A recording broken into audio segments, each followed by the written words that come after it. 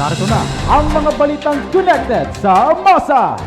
Chinese spokesperson go away. Pinasinungalingan ang patutsada ni PCG spokesperson Jay Taliera. Update sa girian sa Baho de Masinloc, abangan!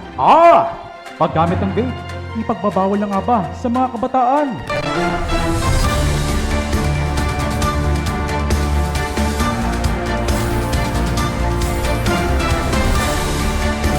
Live mula sa Baler, Aurora, ito ang Campus Connect! Connect-todong balita sa loob at labas ng campus, Unibida! Magandang araw, Pilipinas! Magandang buhay, Central Luzon! Ngayon ay Huwebes, March 19, 2026. Para sa unang bukso ng Connect-todong balita, nagkaroon ng mainit na sagutan sa social media sina Philippine Coast Guard spokesperson Jay Taliera at Chinese Ambassador Go Wei. Dahil umano sa mapanirang mga post ni Tariela sa China tungkol sa pinag-aagawang Scarborough Shoal o Baho de Masinloc. Ayon sa post ni Tariela, hindi umano katiwa-tiwala ang dokumentong prinisenta ni Ambassador Bienvenido Tan Jr. tungkol sa Baho de Masinloc. Sagot naman ni Guo, si Tariela umano ang nanggugulo sa publiko at paulit-ulit lang umano ito sa mga akusasyong binabato sa China. Pahirapan na naman para sa mga Pilipino ang pangingisda sa Baho de Masinloc Islands o BDM dahil yan sa panggugulo ng Chinese Coast Guard. Para sa buong detalye, nakakunik dyan si Ruther Sidaya. Nakabibinging sirena at pagpapadala ng mga rigid hull inflatable boats. Yan ang ginawang pangharas ng CCG upang mapatalsik ang mga Pilipino sa sarili nitong isla. Dagdag pa rito, nag-deploy ng Philippine Coast Guard aircraft si Commandant Admiral Ronnie Hilgaban para sa Maritime Domain Awareness na lilipad sa BDM. Ako si Ruther Sidayon, nagbabalita para Connected Ka. Naging mainit ang sagutan ni na Congressman Edgar Inris at Congressman Zia Adyong sa sesyon ng House of Representatives netong Martes patungkol sa panukalang Anti-Political Dynasty Bill. Para sa boses ng balitang yan, nakakunik dyan live mula sa Baler, Aurora, sa Ashriel Paghunasa. Sa matinding debate ng dalawang kongresista, idiniin ni Congressman Enriz na dapat maiwasan ang monopolyo sa kapangyarihan at dagdag pa niyang bakit pa gumawa ng ganitong batas kung pababayaan lang din naman ang taong bayan sa kung sino ang iboboto kahit na ang mga kandidato ay magkakampamilya. Iginiit ni Congressman Monopoly resides when the power to appoint resides and exercised by one person. That is monopoly.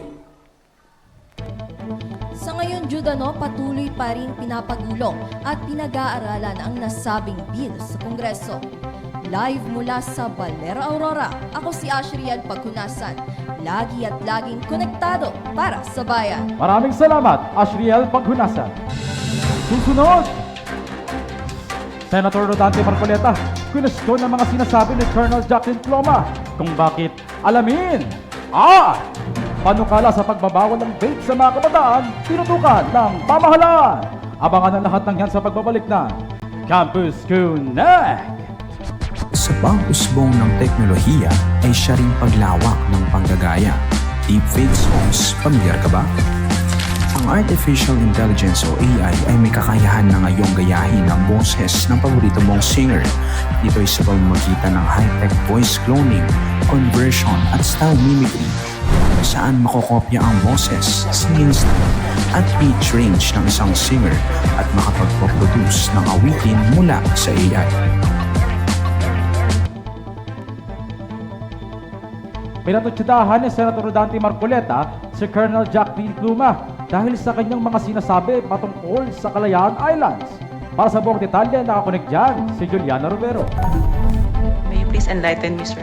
Iyan ang isinagot ni Colonel Jacqueline C. Cloma, appointed to the rank Colonel Nurse Corps, nang tanungin siya ni Senator Rodante Marcoleta sa Committee on National Defense noong March 17.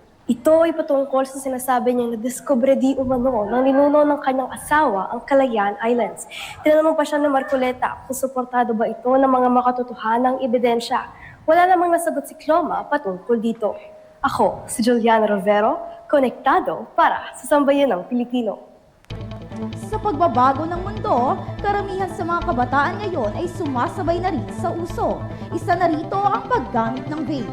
Dahil dyan, naglabas ang pamahalaan ng mga policy patungkol dito. Narito ang aking ulat. Si Ma'am Cristina Quiap ay isang guro sa loob na ng 9 na taon at para sa kanya, mahalaga ang kalusugan ng bawat mag-aaral. Kaya naman, nang malaman niyang may panukala ang pamahalaan patungkol sa vape banning, ito ang kanyang nagtutugon. Well, I'm in favor with the government's decision. Hindi lang makakatulong sa bata yun, pati na rin sa magulang. Ang tulong na ito ng pamahalaan ay isang aksyon upang masiguro ang maayos na kapakanan at kinabukasan ng bawat kabataan. At yan ang mga balitang aming nakalap ng may katotohanan at katapatan.